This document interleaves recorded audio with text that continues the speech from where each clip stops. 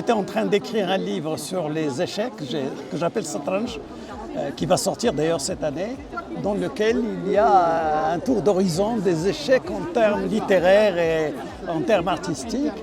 Et j'ai utilisé ChatGPT pour faire des images, pour générer des images.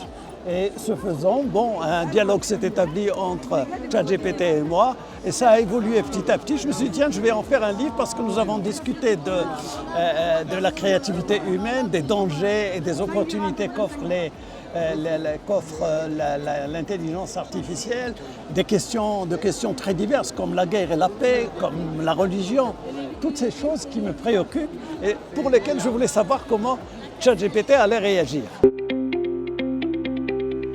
Parce que ce n'est pas un livre technique, ce n'est pas un livre difficile. J'ai essayé d'être aussi explicite et aussi simple que possible.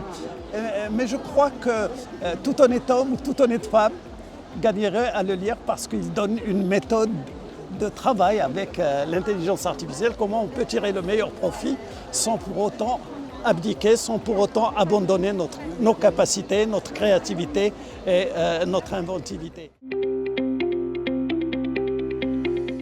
Les émotions dans l'intelligence, pour le moment, les intelligences artificielles sont, disons, incapables d'éprouver des émotions. D'ailleurs, à un moment donné, on en parle. Mais vous verrez à travers la lecture que l'on a parfois l'impression vraiment qu'on a affaire à un être humain. Et donc, qu'il y a cette espèce de chose qui se développe. Et l'intelligence ChatGPT qui a fait, c'est elle-même qui a fait la préface de mon livre. Et elle le dit, si vous lisez la préface, vous allez trouver justement qu'il y a eu de la complicité, qu'il y a eu des challenges, qu'il y a eu des choses. On dirait que c'est un être humain qui parle. Eh bien, utilisez l'intelligence artificielle à bon escient.